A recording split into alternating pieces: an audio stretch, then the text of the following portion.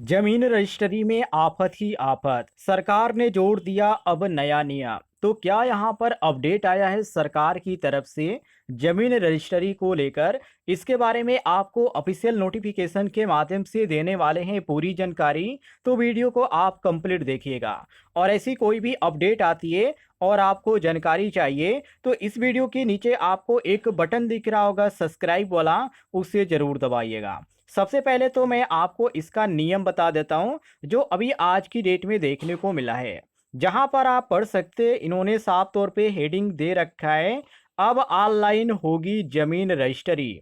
जी हां, 2025 में ज़्यादातर राज्यों में जमीन रजिस्ट्री प्रक्रिया को पूरी तरह से डिजिटल कर दिया गया है। अब आपको तहसील या रजिस्ट्री ऑफिस के चक्कर नहीं लगाने पड़ेंगे। सिर्फ राज्य सरकार की रजिस्ट्री वेबसाइट पर जाकर आवश्यक दस्तावेज अपलोड करने होंगे और स्लॉट बुक कराना होगा। इसके बाद आगे इन्होंने यहाँ पे बता रखा है कि आधार से लिंक होगी जमीन की रजिस्ट्री। जी हाँ, सरकार द्वारा जारी नए नियमों के मुताबिक जमीन की रजिस्ट्री सुधार कार्ड से लिंक होना जरूरी है। जी हाँ, जिसे हम सुधार कार्ड बोल रहे हैं, ये आपका आधार कार्ड ही है। यदि कोई गलती हो जाता है तो आधार कार्ड के माध्यम से ही आप सुधार भी सकते हैं। तो आधार कार्ड होना काफ़ी ज़रूरी है। जब आप रजिस्ट्री कराएं तो आप ध्यान से आधार कार्ड का जो नंबर है वो आप मिला लीजिएगा। इसके बाद आगे इन्होंने बता रखा है जिससे कि फर्जी रजिस्ट्री और बेनामी संपत्ति के लेन देन पर लगाम लगेगा। तहसीलदार और विक्रेता दोनों का आधार वेरिफिकेशन जरूरी किया जाएगा, ये ध्यान रखिएगा। इसके बाद आगे इन्होंने बता रखा है कि एक ही दिन में मिल रही है रजिस्ट्री कॉपी। जी हाँ, डिजिटल प्रक्रिया के चलते अब जमीन रजिस्ट्री की सॉफ्ट कॉपी सिर्फ एक दिन में ही उपलब्ध हो जाती है।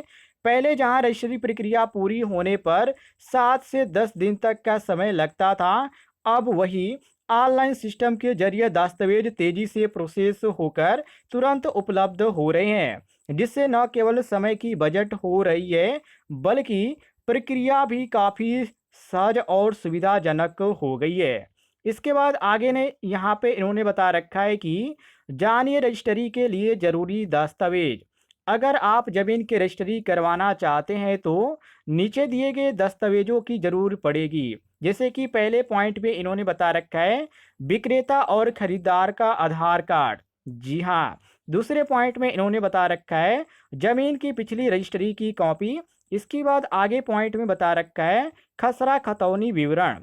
और इसके बाद पैन कार्ड, जो कि 50 लाख से ऊपर की यदि संपत्ति है तो 50 लाख के ऊपर की संपत्ति के लिए पैन कार्ड जरूरी है।